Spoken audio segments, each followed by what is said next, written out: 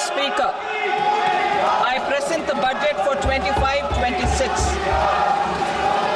This budget continues our government's efforts to A. Accelerate growth, B. Secure inclusive development, C. Invigorate private sector investments, D. Uplift household sentiments, and E. Enhance spending power of India's. Together, we embark on a journey to unlock our nation's tremendous potential for greater prosperity and global positioning under the leadership of Honorable Prime Minister Shri Narendra Modi. As we complete the first quarter of the 21st century, continuing geopolitical headwinds suggest lower global economic growth over the medium term. However, our aspiration for a Vikasit Bharat inspires us, and the transformative work we have done during our government's first 2 terms guides us to march forward resolutely. Our economy is the fastest growing among all major economies.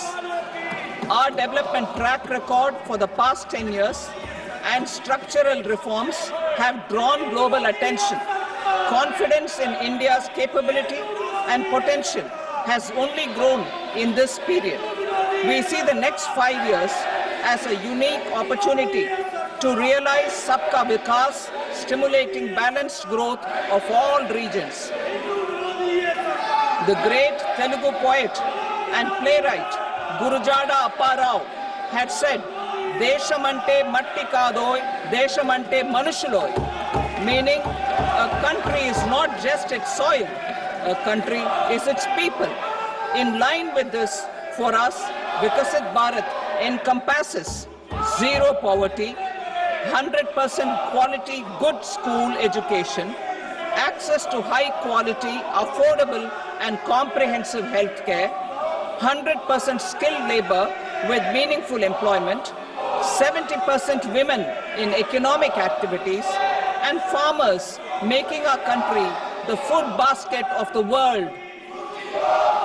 In this budget, the proposed development measures span 10 broad areas, focusing on Garib, Youth, Annadata, and Nari, spurring agricultural growth and productivity, building rural prosperity and resilience, taking everyone together on an inclusive growth path, boosting manufacturing and furthering Make in India, supporting MSMEs, enabling employment-led development, investing in people, economy, and innovation, securing energy supplies, promoting exports, and nurturing innovation. For this journey of development, our 4 powerful engines are agriculture, MSME, investments, and exports. The fuel, our reforms, our guiding spirit, inclusivity, and the destination, Vikasit Bharat. This budget aims to initiate transformative reforms across 6 domains. During the first 5 years, these will augment our growth potential and global competitiveness. The domains are taxation, power sector, urban development, mining, financial sector, and regulatory reforms. Agriculture as the first engine. Now I move to specific proposals, beginning with agriculture as the first engine.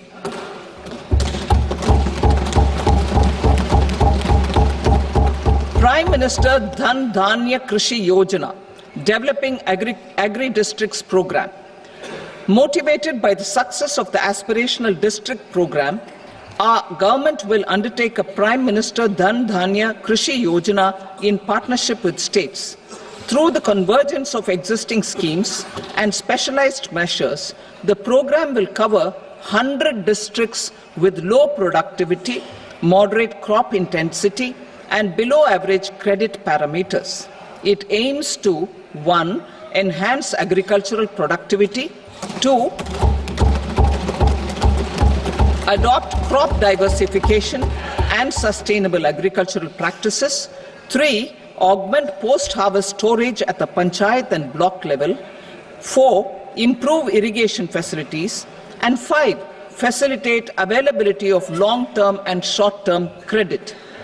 This program is likely to help 1.7 crore farmers. Building rural prosperity and resilience.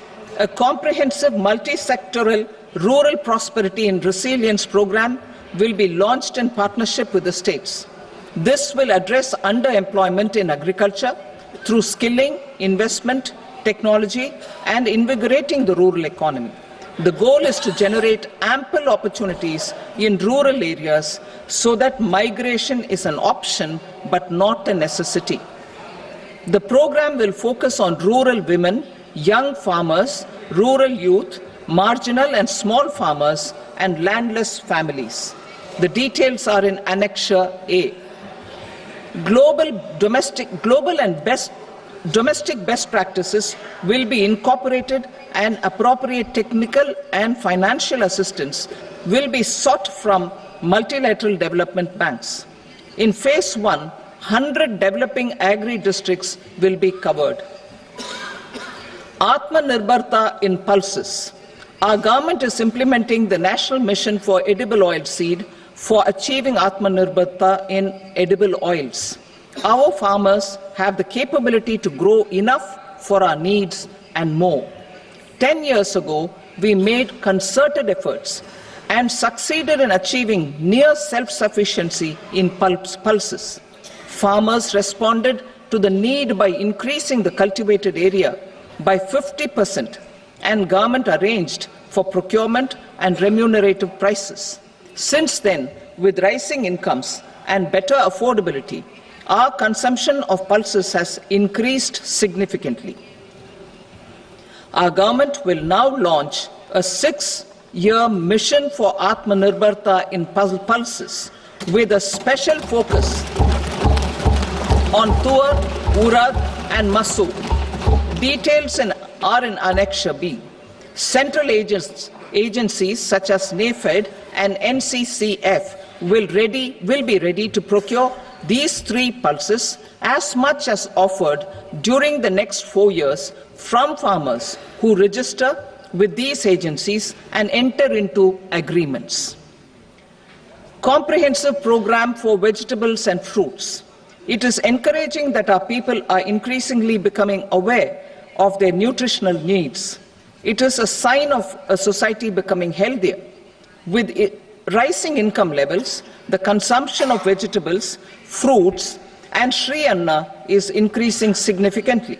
A comprehensive program to promote production, efficient supplies, processing, and remunerative prices for farmers will be launched in partnership with the states. Appropriate institutional mechanisms for implementation and participation of farmer producer organizations and cooperatives will be set up. Makhana board in Bihar. For this, there is a special opportunity for the people of Bihar.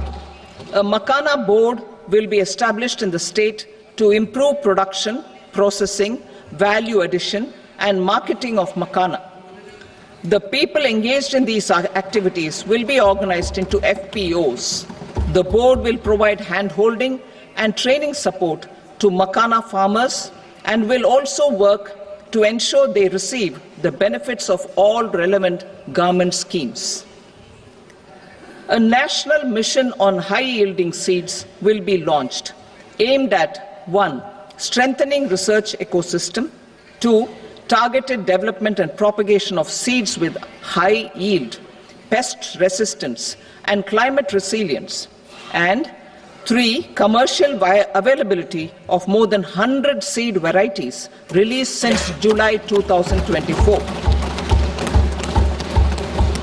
India ranks second largest globally in fish production and aquaculture. Seafood exports are valued at 60,000 crore rupees. To unlock the untapped potential of the marine sector, our government will bring in an enabling framework for sustainable harnessing of fisheries from Indian exclusive economic zone and high seas, with a special focus on the Andaman and Nicobar and Lakshadweep Islands. For the benefit of lakhs of cotton growing farmers, I am pleased to announce a mission for cotton productivity. This 5-year mission will facilitate significant improvements in productivity and sustainability of cotton farming and promote extra long staple cotton varieties. The best of science and technology support will be provided to farmers.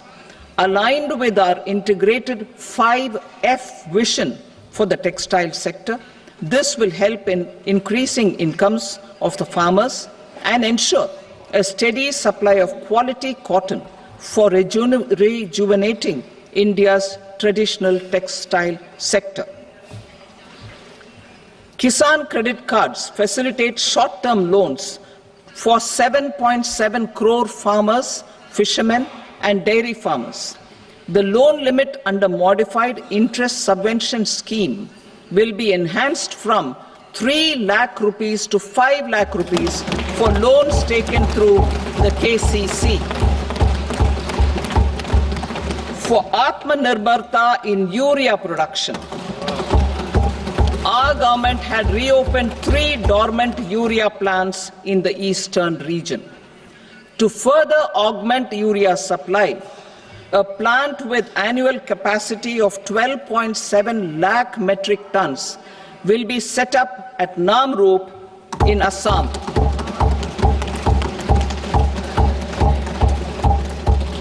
India Post, with 1.5 lakh rural post offices, complemented by the India Post Payment Bank and a vast network of 2.4 lakh Dak Sevaks, will be repositioned to act as a catalyst for the rural economy.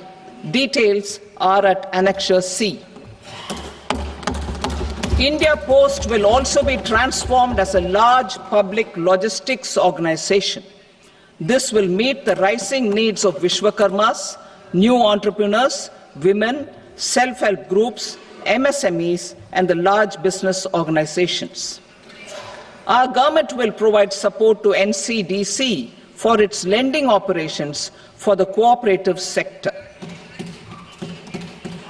MSMEs as the second engine.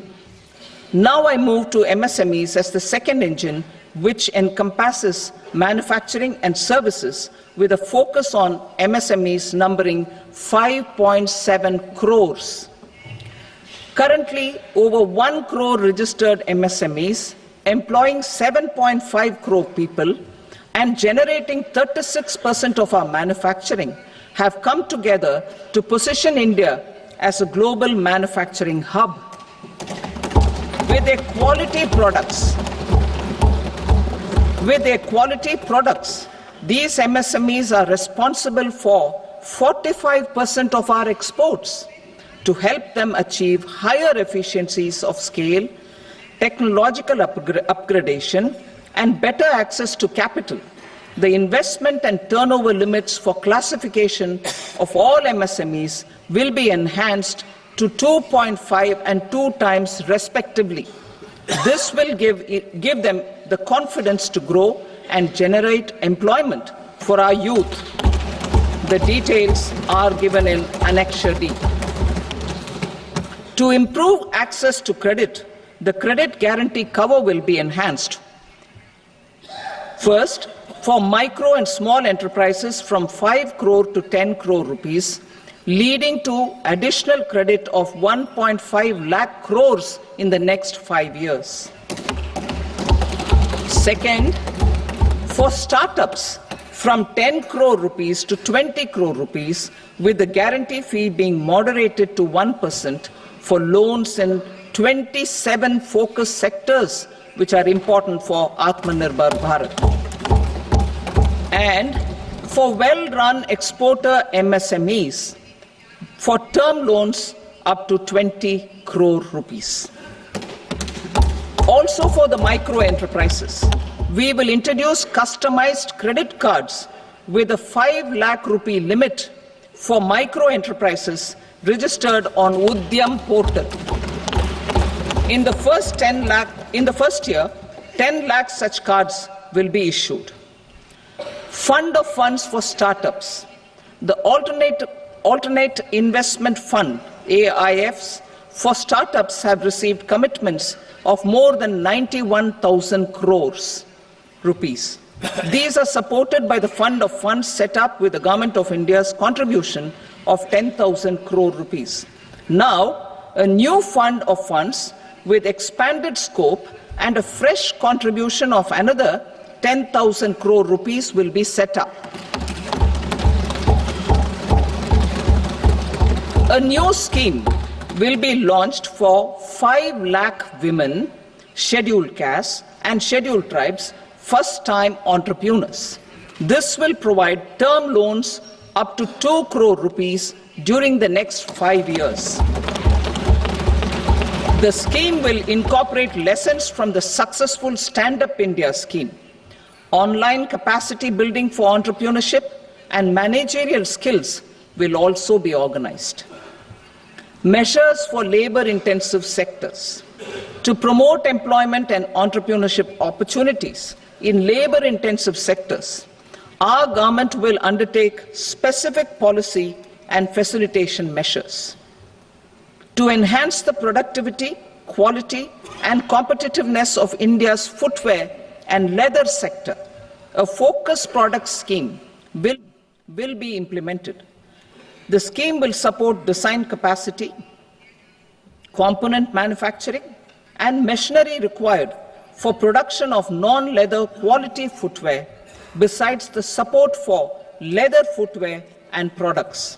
The scheme is expected to facilitate employment for 22 lakh persons, generate over 4 lakh crore rupees, and exports of over 1.1 lakh crore rupees. Measures for the toys sector. Building on the National Action Plan for Toys, we will implement a scheme to make India a global hub for toys. The development of clusters, skills, and a manufacturing ecosystem that will create high-quality, unique, innovative, and sustainable toys that will represent the Made in India brand. Support for food processing. In line with our commitment towards Purvodaya, we will establish a National Institute of Food Technology, Entrepreneurship and Management in Bihar. The institute will provide a strong fillip to food processing activities in the entire eastern region. This will result in 1. Enhanced income for the farmers through value addition to their produce, and 2. Skilling entrepreneurship and employment opportunities for the youth. Manufacturing mission, furthering Make in India. Our government will set up a national manufacturing mission covering small, medium and large industries for furthering Make in India by providing policy support, execution roadmaps, governance and monitoring framework for central ministries and states. Details are in Annexure E.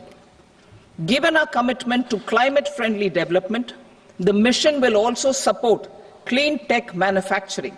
This will aim to improve domestic value addition and build our ecosystem for solar PV cells, EV batteries, motors and controllers, electrolyzers, wind turbines, very high voltage transmission equipment and grid-scale batteries. Investment as the third engine. Now I move to investment as the third engine, which encompasses investing in people, investing in the economy, and investing in innovation. Investing in people. Saksham Anganwadi and Poshan 2.0. Saksham Anganwadi and Poshan 2.0 program provides nutritional support to more than 8 crore children, 1 crore pregnant women and lactating mothers all over the country, and about 20 lakh adolescent girls in aspirational districts and the Northeast region. The cost norms for these nutritional support will be enhanced appropriately. Atal Tinkering Labs. 50,000 Atal Tinkering Labs will be set up in government schools in the next 5 years to cultivate the spirit of curiosity and innovation and foster a scientific temper among young minds. Broadband connectivity to government secondary schools and PHCs. Broadband connectivity will be provided to all government secondary schools and primary health centers in rural areas under the BharatNet project. Bharatiya Bhasha Pustak Scheme. We propose to implement a Bharatiya Bhasha Pustak scheme to provide digital form Indian language books for schools and for higher education. This aims to help students understand their subjects better and in their language. National Centers of Excellence for Skilling. Building on the initiative announced in the July 24 budget, 5 national centers of excellence for skilling will be set up with global expertise and partnerships to equip our youth with the skills required for Make for India, Make for the World manufacturing. The partnership will cover curriculum design, training of trainers, and a skills certification framework and periodic reviews. Expansion of capacity in IITs.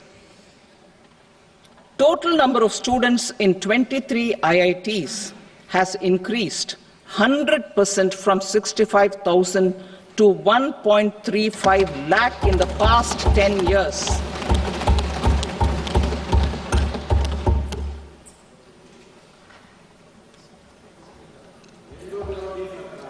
Additional infrastructure will be created in the 5 IITs started after 2014 to facilitate education for 6,500 more students. Hostel and other infrastructure capacity at IIT Patna will also be expanded.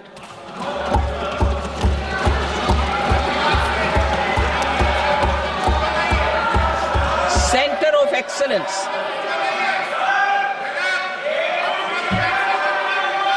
Center of Excellence in AI for Education. I had announced 3 centers of excellence in artificial intelligence for agriculture, health, and sustainable cities in 2023. Now a center of excellence in artificial intelligence for education will be set up with a total outlay of 500 crores. Expansion of medical education. Our government has added almost 1.1 lakh undergraduate and postgraduate medical education seats in 10 years, an increase of 130%. In the next year, 10,000 additional seats will be added in medical colleges and hospitals towards the goal of adding 75,000 seats in the next 5 years. Daycare cancer centers in all district hospitals. Our government will facilitate setting up of daycare cancer centers in all district hospitals in the next 3 years.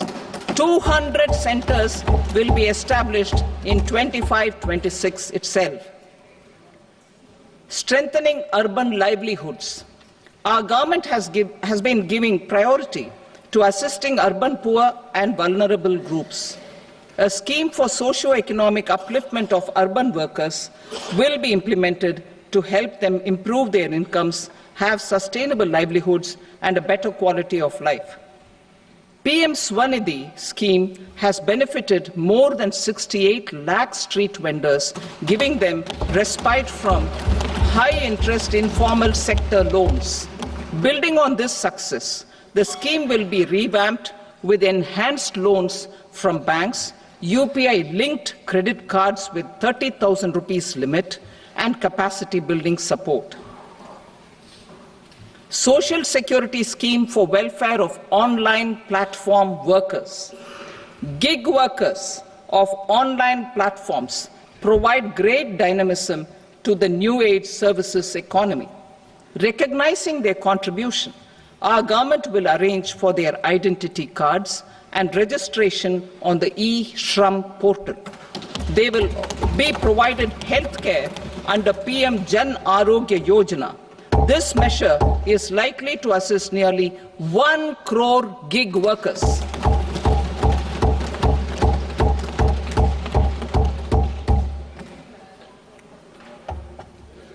Investing in the economy, public-private partnership in infrastructure.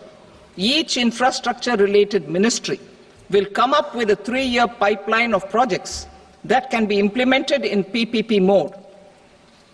States will also be encouraged to do so and can seek support from the India Infrastructure Project Development Fund, which is a scheme to prepare PPP proposals. Support to states for infrastructure. An outlay of 1.5 lakh crore is proposed for the 50-year interest-free loans to states for capital expenditure and incentives for reforms.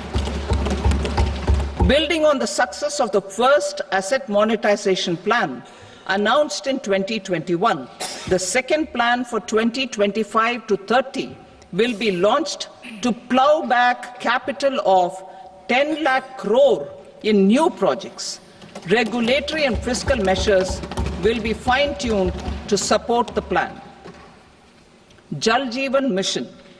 Since 2019, 15 crore households representing 80% of India's rural population have been provided access to portable tap water connections. To achieve 100% coverage, I am pleased to announce the extension of this mission until 2028 with an enhanced total outlay. The mission's focus will be on the quality of infrastructure and O&M of rural piped water supply schemes through Jan Bhagidari. A separate MOU or separate MOUs will be signed with the states and union territories to ensure sustainability and citizen-centric water services delivery. Urban sector reforms. Building on the July budget proposals, urban sector reforms related to governance, municipal services, urban land and planning will be incentivized. Urban Challenge Fund. The government will set up an urban challenge fund of 1 lakh crore rupees to implement the proposals for cities as growth hubs, creative redevelopment of cities, and for water and sanitation purposes announced in the July budget. This fund will finance up to 25% of the cost of bankable projects, with a stipulation that at least 50% of the cost is funded from bonds, bank loans and PPPs. An allocation of 10,000 crore is proposed in 2025-26. Power sector reforms. We will incentivize electricity distribution reforms and augmentation of intra-state transmission capacity by states. This will improve financial health and capacity of electricity companies. Additional borrowing of 0.5% of GSDP will be allowed to states contingent on these reforms. Nuclear energy mission for Vikasit Bharat. Development of at least 100 gigawatt of nuclear energy by 2047 is essential for our energy transition efforts. For an active partnership with the private sector towards this goal, amendments to the Atomic Energy Act and the Civil Liability for Nuclear Damage Act will be taken up. A nuclear energy mission for research and development of small modular reactors with an outlay of 20,000 crore will be set up. At least 5 indigenously developed small modular reactors will be operationalized by 2033. Shipbuilding. The shipbuilding financial assistance policy will be revamped to address cost disadvantages. This will also include credit notes for shipbreaking in Indian yards to promote the circular economy. Large ships above a specified size will be included in the infrastructure harmonized master list. Shipbuilding clusters will be facilitated to increase the range, categories, and capacity of ships. This will include additional infrastructure, facilities, skilling, and technology to develop the entire ecosystem. Maritime Development Fund. For long-term financing for the maritime industry, a Maritime Development Fund with a corpus of 25,000 crore rupees will be set up. This will be for distributed support and promoting competition. This will have up to 49% contribution by the government, and the balance will be mobilized from ports and from private sector. UDAN regional connectivity schemes. UDAN has enabled 1.5 crore middle-class people to meet their aspirations for speedier travel. The scheme has connected 88 airports, and operationalized 619 routes. Inspired by that success, a modified UDAN scheme will be launched to enhance regional connectivity to 120 new destinations and carry 4 crore passengers in the next 10 years. 4 crore additional passengers in the next 10 years. The scheme will also support helipads and smaller airports in hilly, aspirational, and northeast regional districts. Greenfield airports will be facilitated in Bihar to meet the future needs of the state. These will be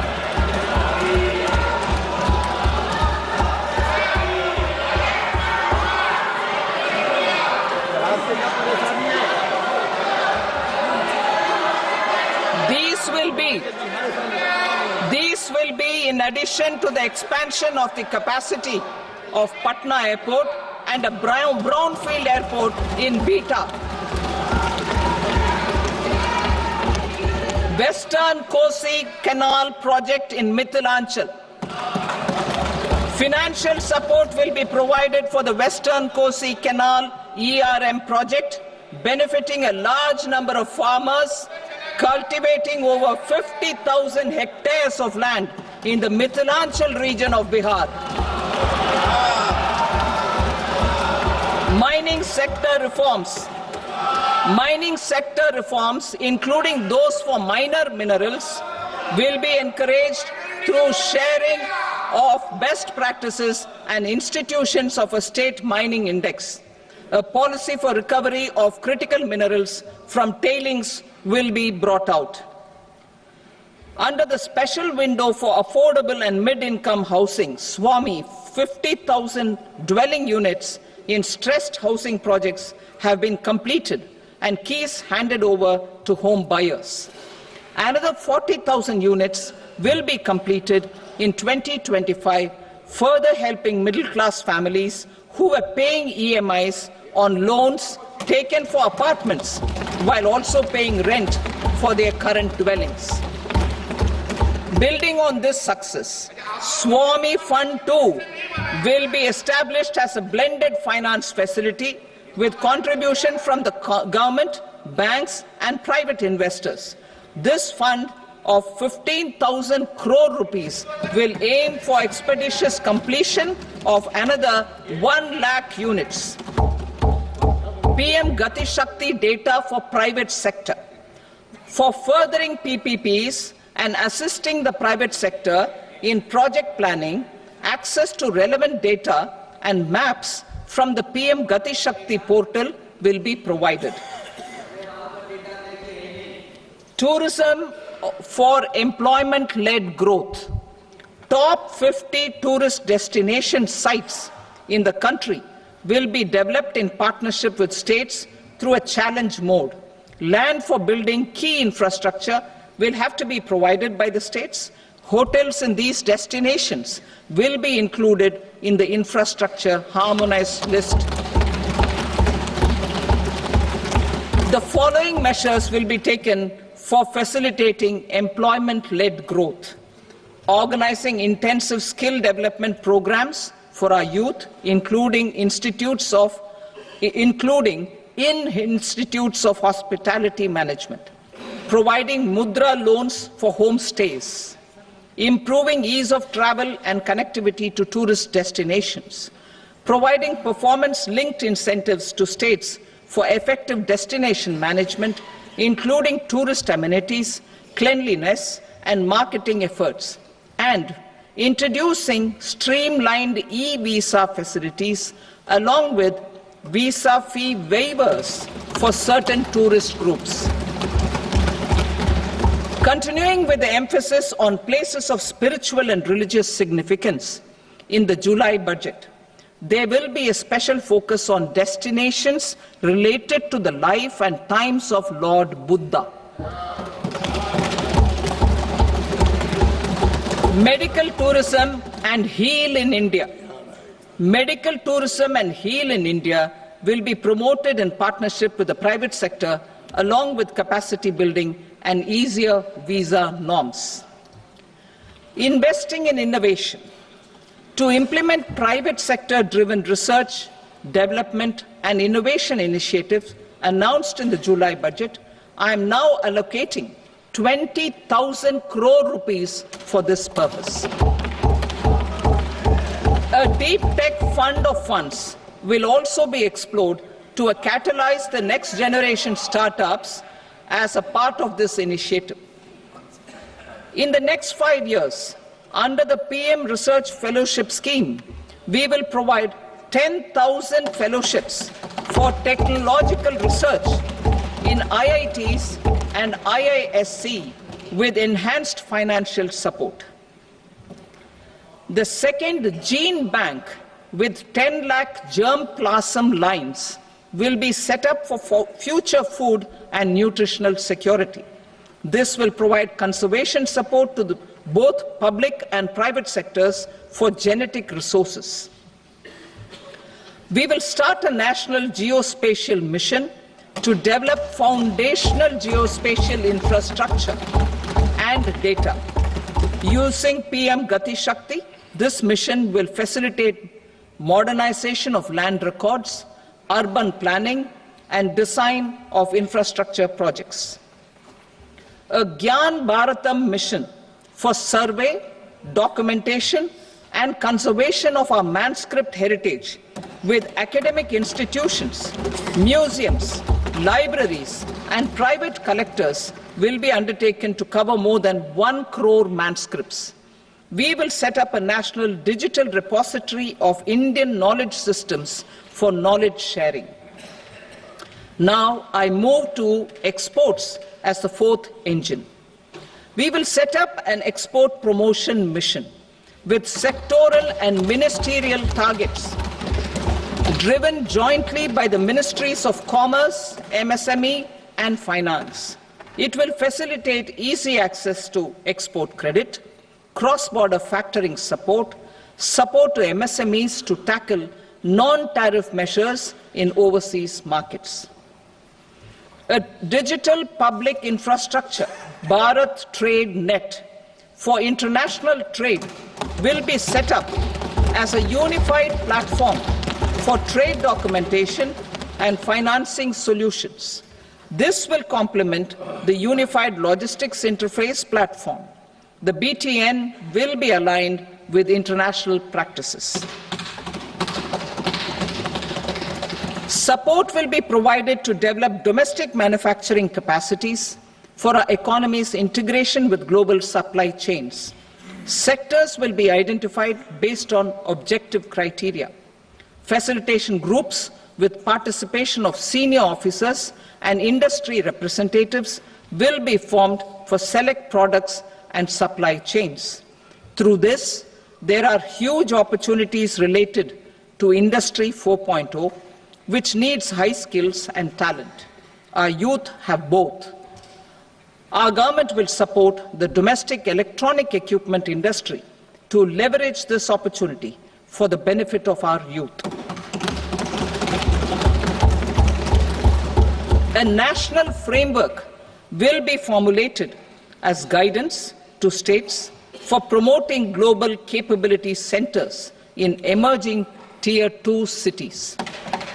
This will suggest measures for enhancing availability of talent and infrastructure, building bylaw reforms, and mechanisms for collaboration with industry. Our government will facilitate upgradation of infrastructure and warehousing for air cargo, including high-value perishable horticultural produce. Cargo screening and customs protocol will be streamlined and made user-friendly. Reforms as the fuel.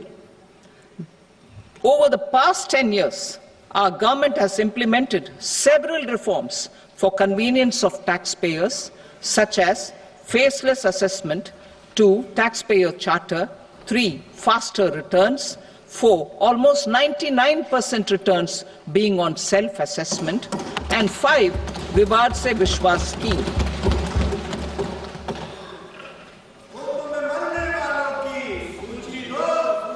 Continuing these efforts, I reaffirm the commitment of the Tax Department to trust first, scrutinize later. I also propose to introduce the new income tax bill next week. I will detail the indirect tax reforms and changes in direct taxes in Part B. Financial sector reforms. The FDI limit for the insurance sector will be raised from 74 to 100%. This enhanced limit will be available for those companies which invest the entire premium in India. The current guardrails and conditionalities associated with foreign investment will be reviewed and simplified. The services of India Post Payment Bank will be deepened and expanded in rural areas. NABFID will set up a partial credit enhancement facility for corporate bonds for infrastructure. Public sector banks will develop Grameen Credit Score framework to serve the credit needs of SHG members and people in rural areas. A forum for regulatory coordination and development of pension products will be set up. To implement the earlier announcement on simplifying the KYC processes, the revamped Central KYC Registry will be rolled out in 2025. We will also implement a streamlined system for periodic updating. Requirements and procedures for speedy approval of company mergers will be rationalized. The scope for fast-track mergers will also be widened and the process made simpler. As proposed in the interim budget, we signed bilateral investment treaties with 2 countries in 2024 to encourage sustained foreign investment, and in the spirit of First Develop India, the current model BIT will be revamped and made more investor-friendly.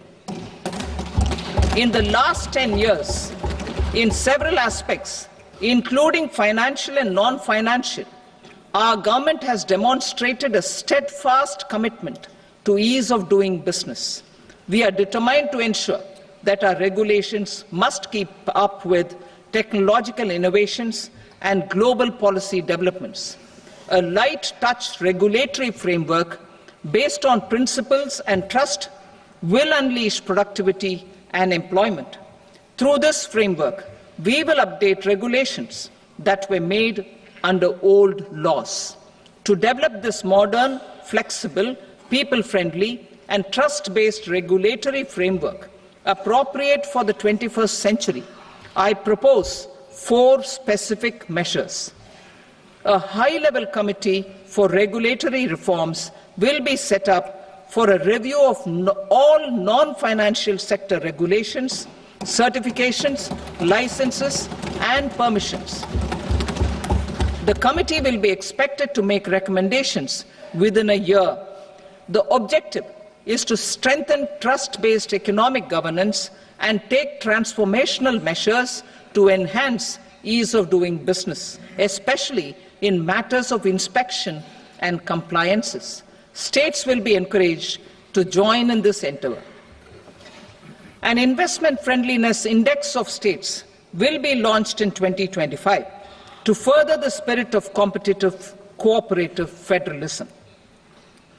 Under the Financial Stability and Development Council, a mechanism will be set up to evaluate impact of the current financial regulations and subsidiary instructions. It will also formulate a framework to enhance their responsiveness and development of the financial sector. In the Jan Vishwas Act 2023, more than 180 legal provisions were decriminalized. Our government will now bring up the Jan Vishwas Bill 2.0 to decriminalize more than 100 provisions in various laws. I now move to fiscal policy. In the July budget, I had committed to staying the course for fiscal consolidation. Our endeavour will be to keep the fiscal deficit each year such that central government debt remains on a declining path as a percentage of the GDP. The roadmap for the next 6 years has been detailed in the FRBM statement. Revised estimates for 2024-25. The revised estimate of the total receipts other than borrowings is 31.47 lakh crore rupees, of which the net tax receipts are 25.57 lakh crore rupees.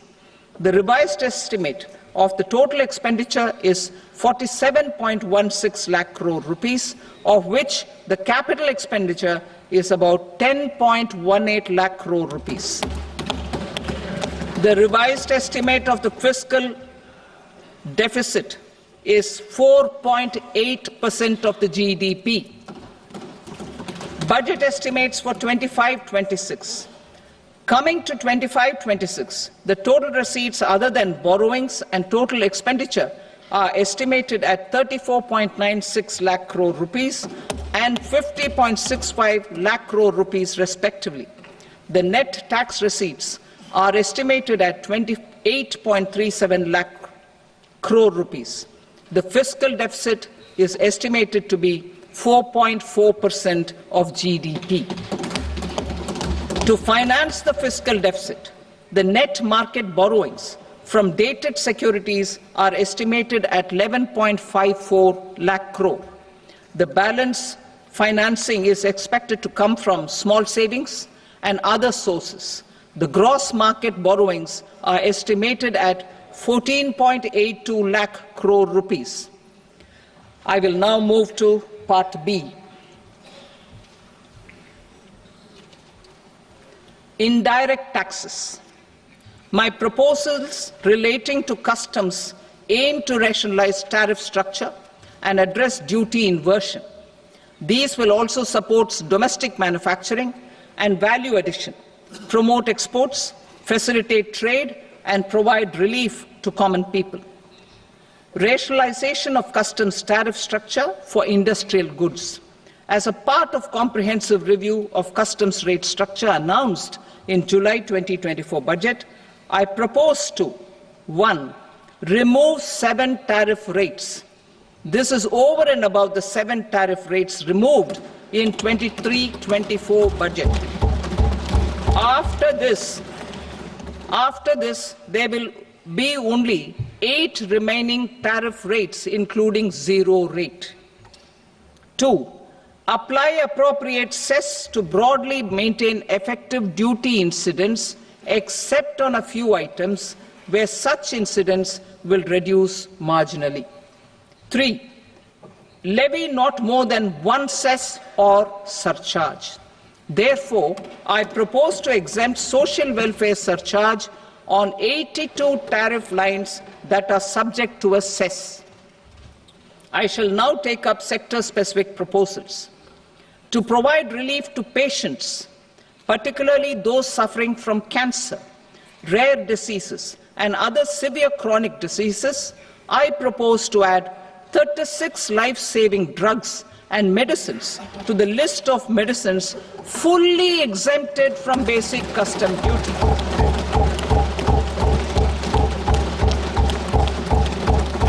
I also propose to add 6 life-saving medicines to the list attracting concessional custom duty of 5%. Full exemption and concessional duty will also respectively apply on the bulk drugs for manufacture of the above. Specified drugs and medicines under patient assistance programs run by the pharmaceutical companies are fully exempt from BCD, provided the medicines are supplied free of cost to the patients. I propose to add 37 more medicines along with 13 new patient assistance programs. Support to domestic manufacturing and value addition. Critical minerals.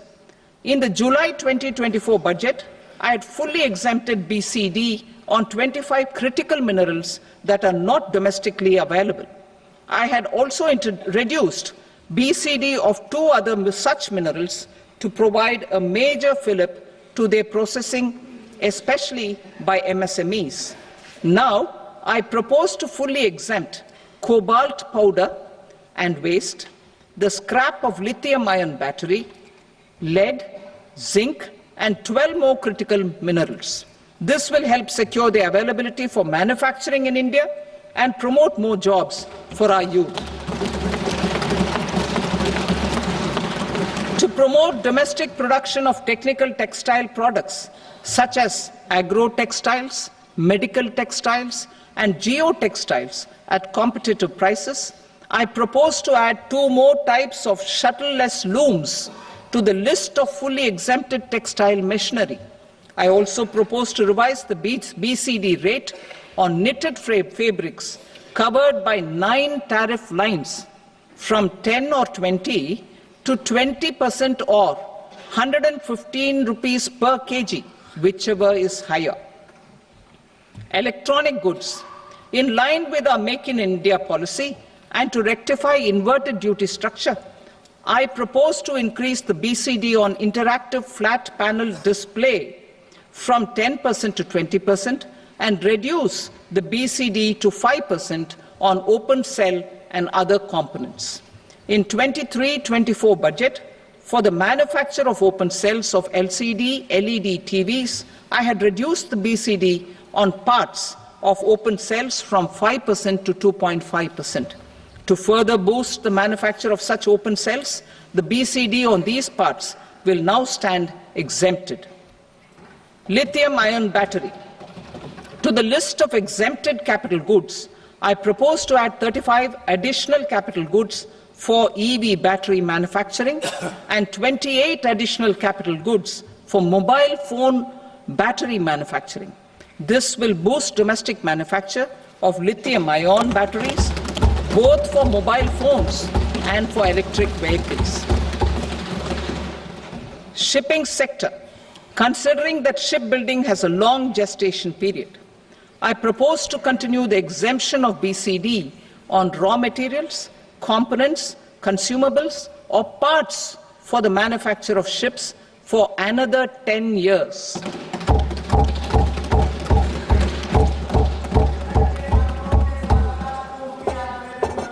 I also propose the same dispensation for shipbreaking to make it more competitive. Telecommunication.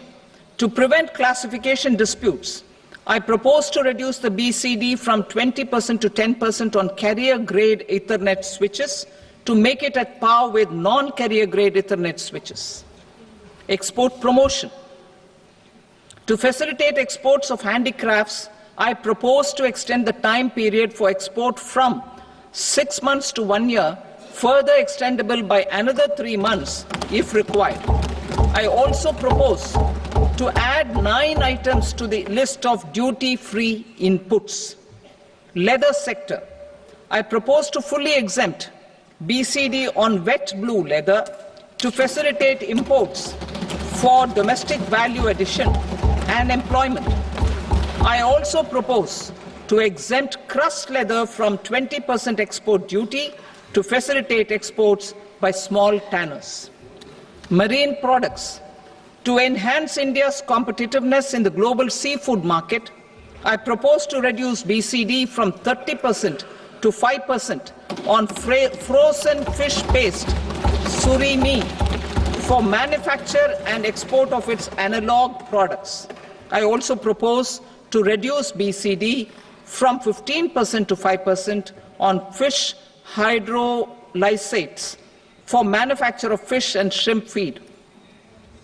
In July 2024 budget, to promote development of domestic MROs for aircraft and ships, I had extended the time limit for export of foreign origin goods that were imported for repairs from 6 months to 1 year and further extendable by 1 year.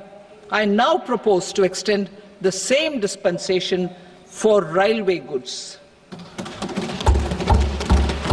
Time limit for provisional assessment. Presently, the Customs Act 1962 does not provide any time limit to finalize provisional assessments, leading to uncertainty and cost to trade. As a measure of promoting ease of doing business, I propose to fix a time limit of 2 years, extendable by a year, for finalizing the provisional assessment. I propose to introduce a new provision that will enable importers or exporters, after clearance of goods, to voluntarily declare material facts and pay duty with interest but without penalty. This will incentivize voluntary compliance. However, this will not apply in cases where department has already initiated audit or investigation proceedings. For industry to better plan their imports, I propose to extend the time limit for the end use of imported inputs in the relevant rules from 6 months to 1 year. This will provide operational flexibility in view of cost and uncertainty of supply. Further, such importers will now have to file only quarterly statements instead of a monthly statement.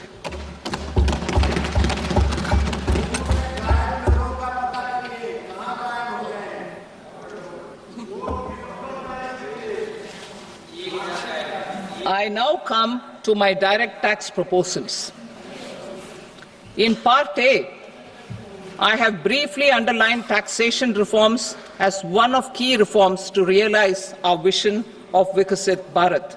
In respect of criminal law, our government had earlier ushered in Bharatiya Nyaya Sanhita, replacing Bharatiya Danda Sanhita.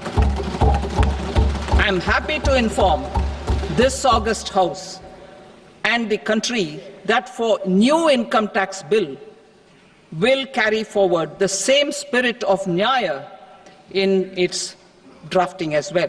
The new bill will be clear and direct in text, with close to half of the present law in terms of both chapters and words. It will be simple to understand for taxpayers and tax administrators, leading to tax certainty and reduced litigation. Reforms, however, are not a destination. They are means to achieve good governance for our people and economy. Providing good governance primarily involves being responsive. The Tirukural captures this in verse 542, which reads, "Vaanokki vaazhum ulagallam, mannavan kol nokki vaazhum kudi," meaning, just as the living beings live expecting rains, citizens live expecting good governance. Our government is committed to keeping an ear to the ground and a finger on the pulse and responding while balancing our national building efforts.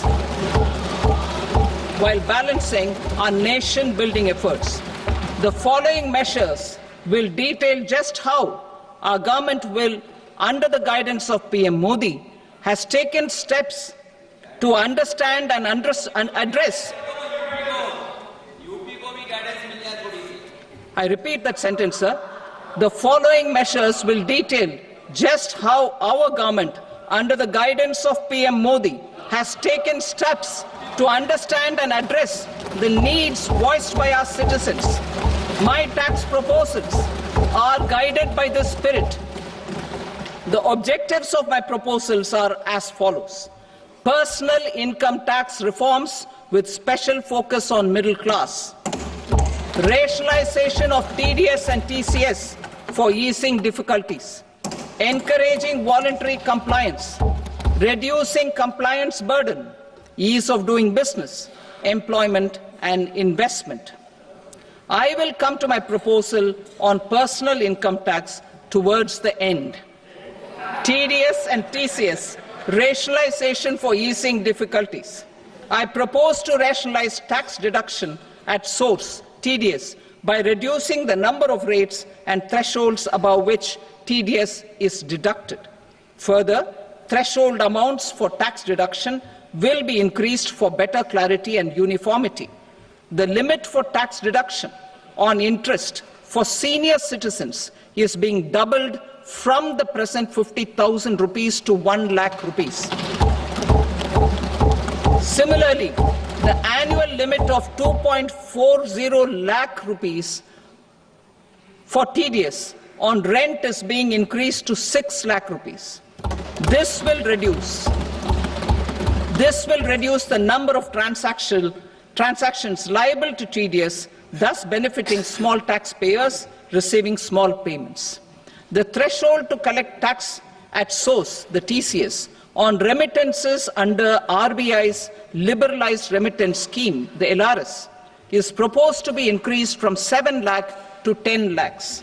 I also propose to remove TCS on remittances for education purposes, where such remittances is out of a loan taken from a specified financial institution.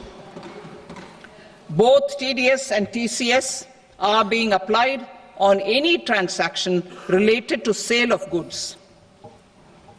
To prevent such compliance difficulties, I propose to omit the TCS. I also propose that the provisions of the higher TDS deduction will now apply only in non-PAN cases. In July 2024, the delay for payment of TDS up to the due date of filing statement was decriminalized. I propose to provide the same relaxation to TCS provisions as well. The government under the leadership of Prime Minister Modi believes in Sabka Saath, Sabka Vikas, Sabka Vishwas and Sabka Prayas. In line with this, we brought in updated return facility in 2022 for voluntary compliance by taxpayers who had omitted to report their correct income. Our trust in taxpayers was proved right. Nearly 90 lakh taxpayers voluntarily updated their incomes by paying additional tax. Taking this trust further, I now propose to extend the time limit to file updated returns for any assessment year from the current limit of 2 years to 4 years. I propose to reduce the compliance burden for small charitable trusts and institutions by increasing their period of registration from 5 years to 10 years.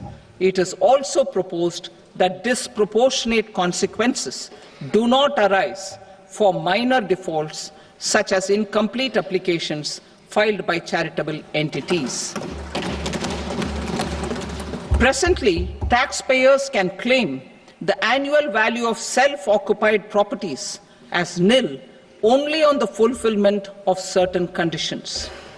Considering the difficulties faced by taxpayers, it is proposed to allow the benefit of 2 such self-occupied properties without any condition. To streamline the process of transfer pricing and to provide an alternative to yearly examination, I propose to introduce a scheme for determining arm's length price of international transaction for a block period of 3 years. This will be in line with global best practices. With a view to reduce litigation and provide certainty in international taxation, the scope of safe harbor rules is being expanded. A number of senior and very senior citizens have very old national savings schemes accounts. As interest is no longer payable on such accounts, I propose to exempt withdrawals made from NSS by individuals on or after 29th August 2024. I am also proposing to allow similar treatment to NPS Vatsalya accounts as is available to normal NPS accounts subject to overall limits. In my speech in July 2024, I had promised that all processes, including giving effect to appellate orders, shall be digitalized and made paperless over the next 2 years. So I'm happy to announce that digitalization is being made operational now. In July 2024, we brought in the Vivad Se Vishwas scheme to resolve income tax disputes pending in appeal, having away disputes. I have a few proposals to promote investment and employment. It is proposed to provide a presumptive taxation regime for non-residents who provide services to a resident company that is establishing or operating an electronics manufacturing facility. I further propose to introduce a safe harbor for tax certainty for non-residents who store components for supply to specified electronics manufacturing units. Presently, the tonnage tax scheme is available only to sea-going ships. The benefits of existing tonnage tax scheme are proposed to be extended to inland vessels registered under the Indian Vessels Act 2021 to promote inland water transport in the country. Extension for incorporation of startups. We continue to support the Indian startup ecosystem. I propose to extend the period of incorporation by 5 years to allow the benefit available to startups which are incorporated before 1/4/2030. In order to attract and promote additional activities in the IFSC, I am inter alia proposing specific benefits to ship leasing units, insurance offices, and treasury centers of global companies which are set up in IFSC. Further, to claim benefits, the cut-off date for commencement in IFSC has also been extended by 5 years to 31/3/2030. Category 1 and Category 2 AIFs are undertaking investments in infrastructure and other such sectors. I propose to provide certainty of taxation to these entities on the gains from securities, to promote funding from sovereign wealth funds and pension funds to the infrastructure sector. I propose to extend the date of making an investment by 5 more years up to 31st March 2030.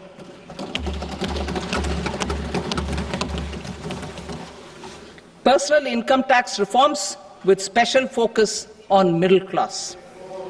Democracy, demography, and demand are the key support pillars in our journey towards Vikasit Bharat. The middle class provides strength for India's growth.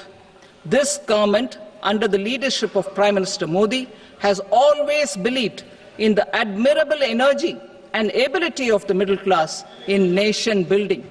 In recognition of their contribution,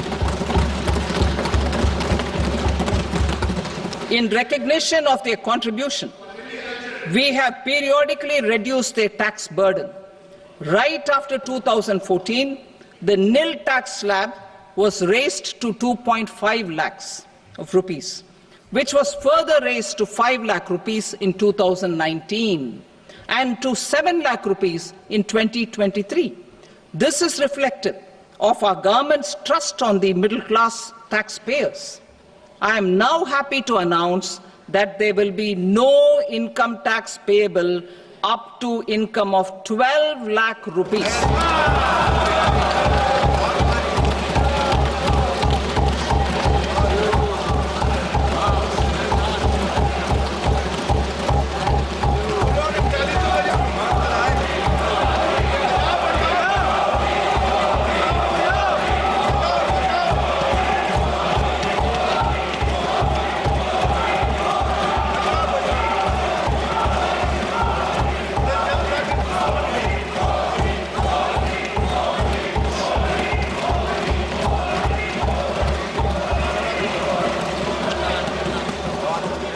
So, average income of 1 lakh per month, other than the special rate income such as capital gains, under the new regime.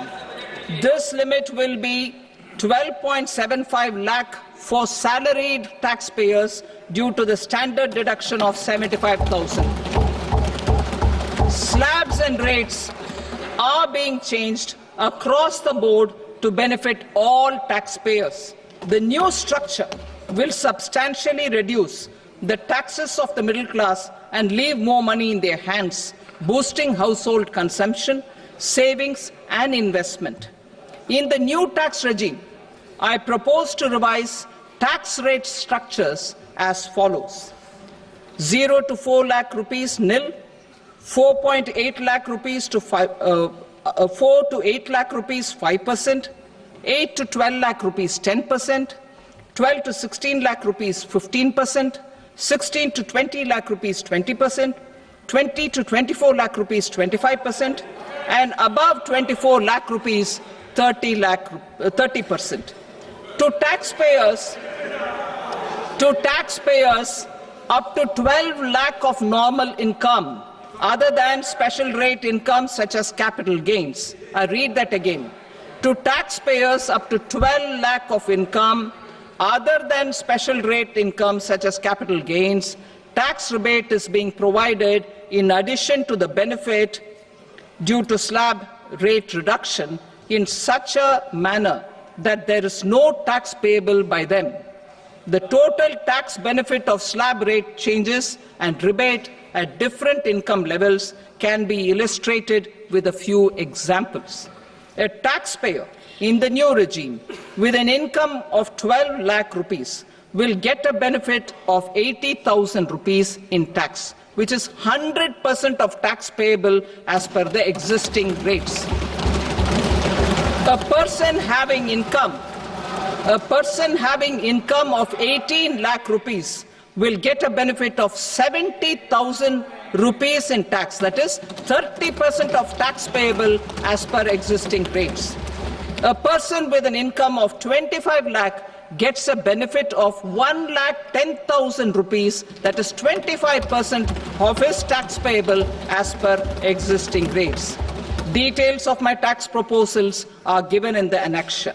As a result of these proposals, Honourable Speaker, sir, revenue of about 1 lakh crore in direct taxes and 2,600 crores in indirect taxes will be foregone.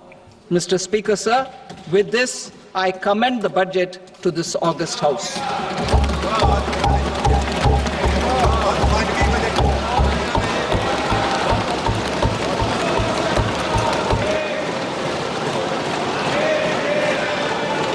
Item number 2, Srimati Nirmala Sitharaman. Sir, with your permission, I rise to lay on the table the following statements under Section 3(1) of the Fiscal Responsibility and Budget Management Act 2003, medium-term fiscal policy cum fiscal policy strategy statement and macroeconomic framework statement. Item number 3, Srimati Nirmala Sitharaman. Sir, with your permission, I rise to move for leave to introduce the Finance Bill 2025. प्रश्न ये है कि विधेयक को पुनर्स्थापित करने की अनुमति प्रदान की जाए। जो सदस्य इसके पक्ष में हाँ कहें, जो सदस्य विरोध में ना कहें। मेरे विचार में निर्णय हाँ वालों के पक्ष में हुआ। हाँ वालों के पक्ष में अनुमति प्रदान की जाती है। माननीय मंत्री जी, अब विधेयक को पुनर्स्थापित करें। Sir, I introduce the bill. Thank you. सभा की कार्रवाई सोमवार दिनांक 3 फरवरी 2025 को प्राप्त 11 बजे तक के लिए स्थगित की जाती है।